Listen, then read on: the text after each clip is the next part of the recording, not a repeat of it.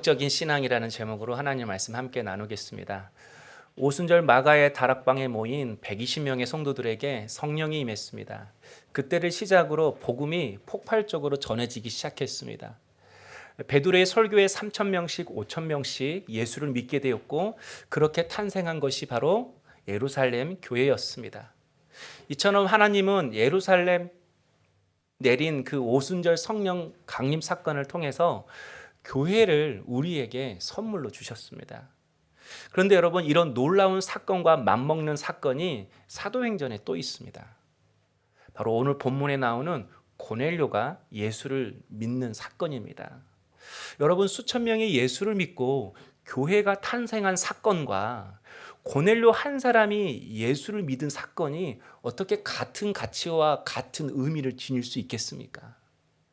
그런데 그 이유는 고넬료가 이방인이기 때문에 그렇습니다. 다시 말해서 고넬료를 시작으로 예수 그리스도의 복음이 이방인들에게 본격적으로 전해지기 시작했다라는 거예요. 한마디로 고넬료가 세계 선교의 문을 여는 첫 번째 문이었어요. 쉽게 설명하면 고넬료가 하나님을 향하여 마음을 열고 예수 그리스도를 영접하는 순간 수많은 사람들이 그를 뒤따라서 예수를 영접하게 되었다라는 거예요. 그러니까 고넬료는 이런 선교의 첫 열매이고 은혜의 첫 번째 문이었던 거죠. 저는 여러분이 고넬료처럼 하나님께서 새 일을 행하실 때 가장 먼저 찾으시는 첫 열매 되기를 원합니다. 하나님이 어떤 축복을 흘려보내실 때에 여러분이 그 은혜의 첫 번째 관문이 될 수 있기를 주의 이름으로 축복합니다. 그렇다면 여러분, 하나님은 왜 그 많은 이방인들 중에서 고넬료를 선택하시고 그를 통해 이방인의 전도의 문을 여셨을까요? 성경에 보면 고넬료에 대해서 여러 가지로 설명합니다. 1절에 보면 이달리아, 로마죠. 로마 군대의 백부장이라고 말합니다. 백부장은 말 그대로 100명의 군사를 인솔하는 로마 군대의 장교입니다. 그래서 100명, 그러니까 왠지 낮은 직급, 하급 장교처럼 느껴집니다. 그러나 여러분, 그 당시에 로마의 백부장이 되려면 먼저 로마 시민권이 있어야 합니다. 그리고 귀족 출신이어야 합니다. 또 군사 사관 학교를 나와야 하는데 그곳에서 충성, 용기, 리더십, 이 모든 것들이 검증되어야 합니다. 그래서 역사학자들이 그 당시 로마 군대가 세계를 제패할 수 있었던 그 이유가 이렇게 탁월하고 훈련을 잘 받은 백부장들이 있었기 때문에 가능했다고 그렇게 설명을 합니다. 그만큼 고넬료는 신분도 좋고 능력도 좋고 앞날이 촉망한 사람이었습니다. 또 2절에 보니까요, 그가 경건했다, 하나님을 경외했다, 많은 구제 사역을 했다, 그리고 하나님께 항상 기도했다라고 이야기를 합니다. 하나님에 대한 좋은 믿음도 가졌습니다. 여러분, 고넬료를 보십시오. 고넬료에 대해서 부정적인 말이 하나도 없습니다. 그렇다면 고넬료가 이렇게 세상적으로나 신앙적으로나 위대하고 탁월했기 때문에 하나님이 그를 선택하신 것입니까? 저는 그렇지 않다고 생각합니다. 고넬료의 위대성 때문에 하나님이 그를 선택하신 것이 아니라 위대하신 하나님이 그를 먼저 선택하셨다라는 거예요. 우리가 고넬료를 설교할 때, 그리고 여러분이 각자 고넬료를 묵상하고 자기 자신에게 적용할 때 자칫 고넬료가 백부장이라는 좋은 직업을 가졌고 높은 위치에서도 겸손했고 구제뿐만 아니라 매일매일 하나님께 기도하는 좋은 믿음을 가졌고 하인과 부하들이 칭찬할 정도로 좋은 인격을 가져서 하나님이 그를 선택했다, 그래서 우리도 고넬료처럼 그렇게 살자, 이렇게 해석하고 적용할 때가 많습니다. 물론 틀린 말은 아닙니다. 그러나 먼저 그 전에 우리가 반드시 기억해야 할 것이 있습니다. 하나님이 먼저 고넬료를 찾아오셨다는 거예요. 가문의 명예, 로마라는 그 나라의 영광을 위해 살아가는 것이 백부장들의 최고의 가치이고 꿈입니다. 그러나 그런 꿈을 가지고 있는 수많은 백부장들 중에서 하나님은 오직 고넬료만을 선택하셨습니다. 그래서 개인의 욕망, 로마의 영광이 아니라 하나님의 뜻, 하나님의 영광 위에 살아가는 하나님의 사람이 될 수 있도록 구원의 은혜를 그에게 주셨습니다. 오늘 본문에도 고넬료가 하나님만 알았지 예수님을 전혀 몰랐습니다. 그런데 예수의 예자도 모르는 그 고넬료를 구원하시기 위해서 하나님은 베드로를 보내셨어요. 그리고 예수 복음을 듣게 하셨어요. 그뿐만 아니라 모든 집안이 예수를 믿게 되었어요. 고넬료가 위대해서 선택받은 것이 아니라 위대하신 하나님께서 예수의 옛자도 모르는 그 고넬료를 선택하셔서 그에게 구원의 기회를, 믿음의 기회를, 은혜 받을 기회를 먼저 허락하셨다라는 거예요.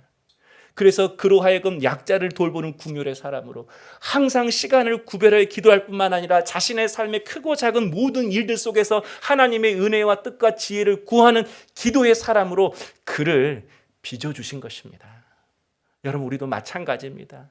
100년 전 우리 조상들이 예수의 옛자도 모를 때 조상들이 어디에 편지를 써내서 선교사를 보내달라고 부탁하지도 않았을 때에 오히려 선교사라는 그런 직분을 가진 사람이 있는지도 모르는 그때에 태평양 건너에서 유럽 대륙에서 하나님께 기도하다가 조선 반도에 대한 주님의 명령을 듣고 선교사님들이 복음의 열정을 가지고 제발로 이 땅에 찾아와서 복음을 전했습니다. 여러분, 우리나라가 복음을 전할 때, 복음이 들어올 때, 선교사가 100년 전에 들어올 때 가장 놀라웠던 것은 모든 나라는요, 선교사들이 그 나라 들어가면 성경을 가지고 들어갔어요. 그런데 선교사들이 한국 땅에 들어오니까 이미 한국어로 번역된 성경이 배포되고 있었어요. 여러분, 그만큼 조선 땅은 축복받은 땅이에요. 조선이 잘났습니까? 능력이 있었습니까? 여러분, 그때 선교사들의 기록을 보세요. 남자들은 맨날 술 취했대요. 도박했대요. 여자들이 맨날 밭에서 김 메고 일했대요. 남자들은 맨날 다른 살림 차리고 천민 백정은 무시당하고, 여러분, 그런 나라였습니다. 여러분, 우리가 더 도덕적이고 더 윤리적이어서 다른 사람들보다 더 탁월하고 능력이 있어서 우리에게 복음의 기회가 온 것입니까? 아닙니다. 하나님의 특별한 사랑과 그분의 절대 주권의 섭리 속에서 구원의 기회가, 믿음의 기회가 하나님의 은혜로 내게 주어진 것입니다.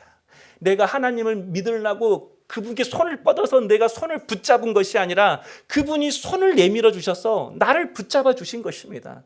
어떤 분은 그래요. 우리가 예수 그리스도라는 복음을 던져줬어요. 그러면 붙잡는 것은 너희들이 해야 된다. 바다에 빠졌어요. 바다에서 배 위에서 튜브를 던져주면 붙잡는 건 너희들이 해야지, 믿는 건 너희들이 해야지. 여러분, 성경에 우리가 영적으로 죽은 자래요. 여러분, 죽은 사람이 튜브를 붙잡을 수 있어요? 죽은 사람이 무슨 밧줄을 붙잡을 수 있어요? 붙잡을 수 없습니다. 물에 빠진 허우적거리는 우리를 하나님께서 당신의 손으로 끌어올리신 거예요. 그리고 당신의 생명의 숨길로 훅 불어넣어 주신 거예요. 그래서 우리가 살아있는 영적인 존재가 된 것입니다. 하나님의 자녀가 된 것입니다. 그러므로 여러분, 우리도 나의 조건, 형편, 상황과 상관없이 그 위대하신 하나님의 손, 그 구원의 손길에 붙들리면 나도 지혜로울 수 있습니다. 나도 능력이 있을 수 있습니다. 그래서 나도 사명 감당할 수 있습니다. 나도 모든 난관 이겨낼 수 있습니다. 나도 쓰임 받을 수 있습니다. 나도 바꿀 수 있습니다. 나도 은혜의 첫 관문이 될 수 있습니다. 왜냐하면 우리가 믿는 하나님이 위대하시기 때문입니다. 그분이 선하시기 때문입니다. 그 위대하시고 선하신 하나님이 나를 가장 사랑하시기 때문입니다. 아멘. 근데 여러분, 우리가 한 가지 반드시 기억해야 할 게 있습니다. 우리 모두가 하나님의 은혜로 구원의 기회를 얻었다고 해서 모두가 다 그 구원의 은혜를 누리며 사는 것은 아니라는 것입니다. 하나님의 말씀을 듣고 은혜를 받았어도 모두가 바른 믿음을 가지고 사는 것이 아니라는 것입니다. 구원받고 말씀을 듣고 주님의 은혜를 경험했어도 잘못된 믿음을 갖거나 믿음을 버리는 사람들이 부지기수입니다. 여러분, 그 이유가 무엇입니까? 바로 그것은 우리가 하나님을 인격적으로 믿지 않기 때문에 그렇습니다. 가끔씩 목사님, 정말 하나님을 만나고 싶어요, 그런 분들이 있어요. 옛날에 청년사회 갈 때 너네들 하나님 만나야 돼, 청년 때 하나님을 만나야 돼, 그러면 찾아와요. 목사님, 나도 정말 하나님을 만나고 싶어요. 어떻게 하나님 만날 수 있을까요? 여러분, 어떻게 하나님을 만날 수 있나요? 그 친구들이 대부분 그러더라고요. 하나님 만나 주시옵소서, 들려 주시옵소서, 붙잡아 주시옵소서. 그러면 하나님께서 환상 중에 아무개야, 내가 살아있다, 내가 이렇게 보여주었으니까 이제 의심하면 안 돼, 흔들리면 안 돼, 믿음으로 살아라. 이런 영적 경험을 할 때 우리가 하나님을 만난 겁니까? 물론 그런 경험을 통해서 우리가 하나님의 살아계심을 체험합니다. 그리고 그런 살아계심을 체험할 때 우리의 믿음이 다시 시작되어집니다. 그런데 여러분, 성경에 보면요, 예수께서 승천하시기 전에 세상 끝날까지 내가 너희와 항상 함께하리라고 말씀하셨습니다. 여러분, 하늘로 부활하신 그 주님께서 어떻게 나와 항상 함께 하시는 것입니까? 바로 성령으로 우리와 함께 하시는 것입니다. 그러니까 여러분, 예수님은 지금 항상 내 옆에 계시다는 거예요. 파라클레토스, 내 옆에서 항상 나란히 걷는 분, 내 옆에서 말씀하시고 내 옆에서 나를 이끌어 주시고 위로하시고 힘 주시는, 나와 동행하시는 분, 내 옆에 계시는 분이 예수님이라는 거예요. 그런데 여러분, 만약 여러분이 옆에 있는 사람에게, 아니 누군가가 여러분 귀에다 대고 만나 주시옵소서, 음성을 들려 주시옵소서, 말씀하여 주시옵소서, 내 손을 잡아 주시옵소서 라고 소리치면 여러분 뭐라고 할 것 같습니까? 미쳤냐? 귀 안 먹었어, 나 여기 있잖아. 우리가 그렇게 하지 않겠습니까? 근데 우리가 이렇게 주님을 믿습니다. 내가 느끼고 들어야만이 하나님을 만난 것으로만 생각합니다. 어떤 느낌이 없으면, 어떤 변화가 보이지 않으면 하나님이 없고 하나님이 역사하지 않는 것으로 생각합니다. 그래서 교회에서는 역사해 주시옵소서라고 기도하는데 집에 돌아가면 내가 죽어야지, 저 인간이 죽어야지, 이렇게 말하는 거예요. 기도하는데 기도하는 것만큼 믿질 않아요. 왜요? 아니, 내 안에 느낌이 없으니까. 눈에 보일 만큼 뭔가 변화가 안 보이니까. 여러분, 많은 사람들이 열심히 하나님을 믿는 것 같지만 사실 안 믿습니다. 그런 의미에서 여러분, 하나님을 체험하는 것과 하나님을 인격적으로 믿는다라는 것은 조금 다른 이야기입니다. 우리가 누군가를 인격적으로 만난다라는 것은 서로가 가지고 있는 속 생각과 속 마음을 서로 알아가는 것입니다. 한 사람은 마음도 없는데 알려줘, 가르쳐줘, 들려줘, 너 무슨 일이 있었어, 이렇게 자꾸 이야기한다면 그 사람은 어떻게 되겠습니까? 그 일방적이죠. 스토커죠. 도망가겠죠. 내가 먼저 그분께 마음을 열고 나의 생각과 나의 마음, 나의 삶을 나눌 때에 상대방도 자신의 마음을 열기 시작하는 것입니다. 이처럼 여러분, 인격이라는 것은 일방적인 것이 아니라 상호적이라는 것입니다. 그리고 그 대상이 사랑하는 사람이라면 그 사람의 마음과 그 사람의 생각을 내가 헤아리지 않겠습니까? 그 마음을 내가 품어주지 않겠습니까? 그런데 여러분, 요한복음 1장 1절에 보면 이렇게 말씀해요. 태초에 말씀이 계시니라. 이 말씀이 하나님과 함께 계셨으니 이 말씀은 곧 하나님이시니라. 태초에 말씀이 있는데 그 말씀이 하나님과 함께 계셨대요. 그러니까 하나님이 있고 누가 있다라는 거예요? 말씀이 있다라는 거예요. 이 말씀이 그럼 뭐죠? 인격자라는 거예요. 헬라어로는 로고스라고 그래요. 로고스. 근데 이 말씀이 누구냐면 예수님이라는 거예요. 그러니까 예수님이 하나님이고 동시에 예수님이 뭐라고요? 말씀이라는 거예요. 그러면 여러분, 내가 예수님을 인격적으로 만나고 그분을 인격적으로 믿는다라는 것은 말씀이신 예수님, 바로 이 말씀을 통해서 내가 주님을 만나는 것입니다. 인격이 상대방을 알아가는 것이잖아요. 그런데 하나님은 당신에 대해서 모든 것을 이 말씀에 기록하셨습니다. 이 말씀을 통해서 내가 하나님을 알아가는 것. 왜냐하면 이 말씀은 활자가 아니잖아요. 성령의 숨길로 이 책에 불어넣어 주셨잖아요. 그래서 이 말씀은 살아있는 말씀이에요. 그래서 말씀인과 동시에 살아있는 인격체라는 것입니다. 그래서 말씀을 통해서 우리가 주님을 만나는 것입니다. 말씀을 통해서 주님의 음성을 듣고 그분의 뜻을 알아가는 것입니다. 그래서 요한복음 14장 26절 말씀에 보혜사 곧 아버지께서 너에게 보내실 성령, 그가 너에게 모든 것을 가르치시고 내가 너에게 말한 모든 것을 생각나게 하리라. 말씀을 읽을 때에 주님은 우리의 생각을 통해서 말을 걸어 오신다라는 거예요. 말씀을 통해서 우리를 만나 주신다라는 거예요. 말씀을 통해서 지혜를 얻게 하신다라는 거예요. 그 말씀을 통해서 위로받게 하시고 담대케 하시고 힘을 얻게 하신다라는 거예요. 말씀을 통해 주님의 생각과 마음을 아는 것이 바로 주님을 인격적으로 만나는 것이고 인격적으로 믿는 것입니다. 그런 분이 있어요. 오늘부터 술을 끊겠습니다. 근데 전화가 와요. 오늘 술 먹자고. 하나님 왜 그러십니까? 내가 술을 끊겠다고 하면 이 전화를 막아줘야 되지 않겠습니까? 신앙은 그런 게 아니라니까요. 오늘도 내가 하나님 음란한 것을 보지 않겠습니다. 근데 문자가 또 가요. 하나님 왜 그러세요? 내가 끊으려고 했는데 왜 문자를 오게 하세요? 신앙은 그런 게 아니라니까요. 말씀을 통해 뜻을 전하고 그 뜻을 내 나침반 삼아 나아가는 것입니다. 예수님도 십자가 지시는 그 가장 고통스러운 순간에 하나님은 침묵하셨어요. 아니 가장 고통스럽고 인류의 모든 죄를 짓고 그 십자가에 올라가는 그 위대한 사건 앞에서 하나님이 힘 주시고 능력 주시고 야 내가 너와 함께 있어. 아기 날 때 그러잖아요. 호흡해 막 손잡아주고 중요한 순간이니까 하나님은 침묵하셨어요. 어떠한 말씀도 어떠한 느낌도 어떠한 터치도 하지 않으셨어요. 그런데 주님은 그 주님의 부재 그 침묵 속에서도 끝까지 그 십자가를 지어갑니다. 왜죠? 하나님의 말씀을 통해 자신의 사명이 무엇인지를 알았습니다.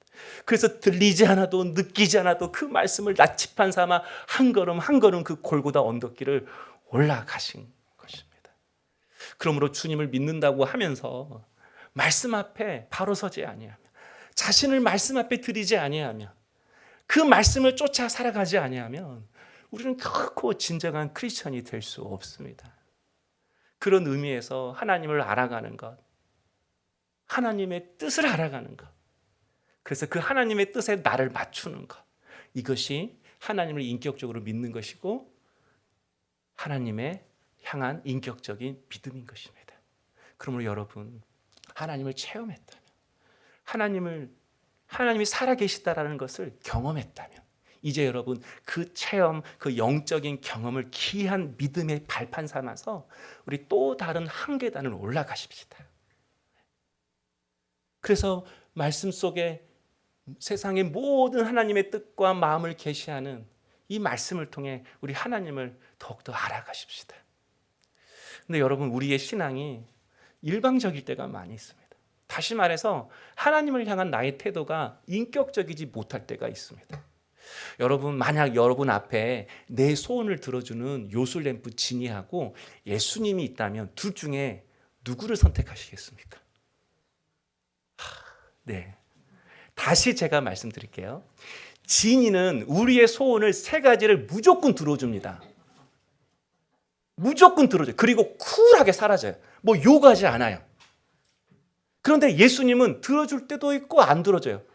어쩔 때면 내가 잘 되는 꼴을 못 보는 분이에요. 그래서 길을 막아요. 돌아가기도 해요. 앉아놓고선 기다리라고 해요. 자, 묻습니다. 여러분은 진이입니까? 예수님입니까? 네. 아멘. 우리가 예수를 진이처럼 믿을 때가 많습니다. 내가 원하는 것을 얻고 나면 자신의 뜻대로 살아가는 것입니다. 응답받고 나면 상관없이 살아가는 것입니다. 우리의 신앙이 일방적이라는 거예요. 여러분 베드로를 보십시오. 설교할 때 수천 명씩 예수를 영접하게 하는 위대한 설교자입니다. 9장에서 중풍병자 애니아를 이렇게 세우고 죽은 다비아도 살린 능력자입니다. 9절에 보니까요. 항상 6시가 되면 하나님께 기도했대요. 기도의 사람입니다. 그래서 뭣도 보죠? 환상도 봅니다. 그런데 여러분 그 환상 속에서 하늘에서 그릇이 내려왔습니다. 그런데 그 그릇을 보니까 그 그릇 안에 짐승들이 있는 거예요. 그리고 그 순간 13절에서 하나님의 음성이 들립니다. 베드로야 일어나 잡아 먹으라. 그런데 12절에 보면요. 그 그릇 안에 있는 짐승들이 하나같이 레기 11장에 기록된 부정한 짐승들이었습니다. 당시 유대인들은 율법에 기록된 부정한 짐승들은 먹지 않았습니다. 부정한 것을 먹으면 자신도 부정해지니까. 그래서 베드로가 14절에 뭐라고 말해요? 주여 그럴 수 없나이다. 지금 누가 말씀하시는 거예요? 하나님이 말씀하시는데 안 먹겠다라는 거예요. 그러자 하나님이 15절에서 뭐라고 해요? 하나님께서 깨끗하게 하신 것을 네가 속되다 하지 말라. 무슨 뜻이죠? 너 먹어. 내가 먹으라고 했잖아. 먹어. 그러니까 베드로가 어떻게 했죠? 다음 구절은 안 나왔습니다. 추측할 수 있는 건 16절이죠. 이런 일이 3번 있은 후에 그릇이 곧 하늘로 올려져 가니라. 이 일이 몇 번 있었다고요? 3번 있었대요. 먹으라 몇 번 했다고 하나님이 3번 했대요. 그런데 베드로가 어떻게 해요? 끝끝내 먹지 않았다라는 거예요. 여러분, 하나님이 깨끗하다고 하면 깨끗한 겁니까? 부정한 겁니까? 먹으라고 하면 먹어야 합니까? 안 먹어야 합니까? 우린 잘 알죠. 근데 끝까지 안 먹습니다. 여러분, 베드로의 반응이 맞습니까? 하나님이 말씀하신 거잖아요. 사도잖아요. 수사도잖아요. 이게 건강한 신앙 맞습니까? 베드로의 신앙이 지금 인격적입니까? 아닙니다. 다른 사람도 아니라 하나님이 말씀하셔도 자기 고집, 자기 주장, 자기 신앙의 경험 이걸 꺾지 못합니다. 신앙을 컨트롤 C, 컨트롤 V 한 사람들이 있어요. 복사하기 해가지고 그대로 따라하는 사람들이 있어요. 하나님이 말씀하셔도요. 베드로는 하나님 저는 한 번 안 한다고 하면 안 합니다. 저는 한 번 아니면 하나님이 아닌 거 아시죠? 매일 기도하는 사람이잖아요. 능력도 행하잖아요. 환상도 보잖아요. 그런데 그의 신앙은요. 비인격적이, 일방적이 하나님을 무시하고 있어요. 여러분, 우리가 그렇게 신앙생활을 많이 해요. 내가 원하는 것만 듣기를 원하고 내가 보고 싶은 것만 보기를 원해요. 내 뜻과 맞지 않으면 안 들린 척해요. 내 상황과 맞지 않으면 눌러요. 무시해요. 여러분, 성도들이 언제 설교에 은혜 받았다고 한지 아세요? 내 생각과 너무 딱 들어맞을 때 내 은혜 받았습니다. 생각하고 안 맞잖아요. 그러면 분위기가 심상해. 저도 알아요. 오늘 좀 분위기가 안 좋아요. 자신이 원하는 답을 주면 하나님의 뜻이라고 생각해요. 자신의 원하는 뜻이 아니고 계획이 아니면 그냥 외면합니다. 여러분, 베드로를 보십시오. 사람을 고치는 것, 죽은 자를 살리는 것, 달려가서 고쳐줍니다. 왜죠? 멋지잖아요. 괜찮잖아요. 자기 드러나잖아요. 인정받잖아요. 어떤 사람은 누구를 인정하면 그게 싫어가지고 집에서 밥도 안 먹고 그런 사람들 있대요. 자신이 얼굴 드러나는 거, 자신이 인정받는 거, 이건 괜찮습니다. 그러나 여러분, 자신의 생각과 경험이 맞지 않고 자신이 드러나지 않고 자신에게 유익이 안 되면 그게 하나님이 먹으라고 해도 먹지 않습니다. 그 뜻을 행하지 않습니다. 여러분, 오늘 여러분은 내 생각을 깨트리기 위해서 지금 앉아 있습니까? 아니면 여러분의 생각과 마음을 더 강화시키고 마음의 위로만을 받기 위해서 앉아 계시는 것입니까? 여러분, 예배는요, 여러분이 제게 사례비 준다고 내가 혼자 찬양의 은혜를 끼치고 몸부림치면서 말씀의 은혜를 끼치는 시간이 아니라는 거예요. 교회에서 사례비 주니까 열심히 한번 해보세요. 그런 게 아니라니까요. 예배는요, 나와 여러분이 함께 하나님 앞에 예배 드리는 거예요. 저는 그 앞에서 이렇게 예배 드리라고 먼저 찬양을 힘껏 부르고 하나님의 말씀 앞에 귀 기울이고 그냥 저는 여러분의 등을 보여주는 것이죠. 우리 모두가 하나님 앞에서 목청이 터져라 하나님을 찬양하고 내 모든 세포 하나하나를 하나님께 집중해서 그분의 말씀에 경청하는 시간이 예배인 거예요. 그리고 그 하나님의 말씀 앞에서 내 생각, 내 뜻, 내 마음이 합당한지 성령의 도우심을 통해서 나를 객관화시켜 보는 시간이 예배 시간인 거예요. 바로 이때 하나님의 은혜가 부어지는 것입니다. 그리고 이것이 예배인 것입니다. 이런 예배를 통해 하나님의 인격적인 믿음이 주어지고 인격적인 만남이 이루어지는 것입니다. 그래서 하나님은 우리의 인생을 계속해서 수정해 가십니다. 여러분, 인공위성 우주에 쏘면 그냥 한 번 쏘면 자기가 알아서 냅다 궤도에 안착하나요? 계속 주셔야 합니다. 계속 궤도를 수정합니다. 언제까지? 그 궤도에 정착할 때까지. 우리도 하나님 우리 인생의 궤도를 그렇게 수정하시는 거예요. 하나님이 기뻐하시는 삶이 되도록, 바른 믿음의 삶이 되도록, 하나님의 삶을 감당하며 그 인생 가운데 복된 열매가 맺힐 수 있도록 하나님 우리의 인생을 계속해서 수정해 가시는 거예요. 여러분, 베드로도 보십시오. 베드로의 신앙이 일방적이었어요. 비인격적이었어요. 그런데 하나님이 그에게 인격적으로 다가오십니다. 3번이나 환상을 보여주세요. 계속해서 베드로를 설득하셔요. 환상을 봐도 말씀을 들려도 못 깨달으니까 고넬을 통해서 하인과 부하를 보냅니다. 여러분, 고넬료가 보낸 그 이방인들의 하인과 부하를 보는 순간 베드로가 하나님의 뜻이 무엇인지를 비로소 깨달았습니다. 아, 그릇에 담긴 부정한 짐승들이 이방인이구나. 아, 하나님 이들에게도 영의 양식 복음을 먹이라고 하는 거구나. 하나님 이들도 깨끗하게 하시기를 원하시는 거구나. 이것을 깨달으니까 그가 자기의 생각, 자기 주장, 유대교 전통의 신앙의 경험을 깨뜨리고 고넬료한테 달려갑니다. 여러분, 이게 인격적인 신앙인 것입니다. 이게 인격적인 믿음인 것입니다. 하나님은 말씀하시고 그분이 말씀하실 때 내가 못 깨달았으면 어쩔 수 없지만 그 말씀을 깨달았을 때는 그 뜻 앞에 나를 내려놓고 그 뜻에 내 인생을 맞추어가는 것, 그래서 그 뜻에 내가 순종하며 살아가는 것, 이것이 인격적인 믿음이고 인격적인 하나님과의 만남인 것입니다. 이렇게 하나님과의 인격적인 만남, 이런 믿음을 가질 때만이 비로소 우리의 삶의 진정한 신앙의 열매, 성령의 열매가 맺히는 것입니다. 여러분, 고넬료를 보십시오. 2절에 보니까요, 고넬료가 경건했다고 이야기를 합니다. 이 경건이라는 헬라어 단어가 유세베스라는 단어인데, 이 유세베스라는 헬라어 단어를 치면요, 여러 가지 단어가 나옵니다. 의미가 나옵니다. 그런데 제 눈에 들어오는 한 가지 의미가 있었습니다. 이 경건이라는 뜻이 진정성 있는 정성이라는 의미가 있었어요. 진정성 있게 하나님을 믿는 사람, 정성껏 하나님의 뜻을 받들어 살아가는 사람은 반드시 하나님을 경외하게 되어 있고, 사람을 귀하게 여기며 구제하게 되어 있고, 그리고 항상 하나님 앞에 하나님의 지혜와 뜻을 알기 위해서 기도하는 사람이 된다라는 것입니다. 이게 여러분, 하나님께서 우리에게 주시는 신앙의 은혜인 것입니다. 다시 말해서 여러분, 신앙은요, 결코 자기 모신일 수 없다라는 거예요. 하나님을 향하여 정성껏 흉내내는 것이 아니라 정성껏 그분을 닮아가기를 원하고 정성껏 진정성 있게 그분의 뜻을 쫓아 살아가기를 원하는 사람은요, 경건하고 하나님을 경외하고 구제하는 사람이고 하나님 사람들을 귀하게 여긴 사람이고 기도하는 사람이라는 거예요. 기도가 따로 있고 경건이 따로 있고 경외하는 사람이 따로 있다는 게 아니에요.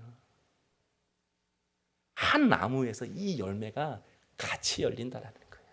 그래서 신앙은 자기 모순일 수 없습니다. 기도하는데 사람을 귀하게 여기지 않아요. 험담해요. 하나님을 두려워하는데 하나님의 뜻대로 살지 않아요. 이럴 수 없다라니까요.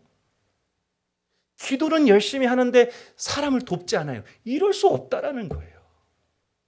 하나님을 사랑하는데 진정성 있게 하나님의 뜻을 마음에 품지 않아요. 이럴 수 없다라는 거예요. 정성껏 진정성 있게 하나님을 사랑하고 그분의 뜻을 쫓아가는 사람은 기도하고 사람을 귀하게 여기고 하나님을 두려워하고 그래서 그분의 뜻을 갈망하며 살아가게 된다는 것입니다. 하나님에 대한 인격적인 믿음을 가진 사람은 반드시 한 신앙의 나무에서 경건의 열매, 구제의 열매, 기도의 열매가 함께 맺힌다라는 거예요. 하나님을 경외하고 기도하고 봉사하고 사랑하고 헌신하고 이게 따로따로 있는 게 아니라는 거예요.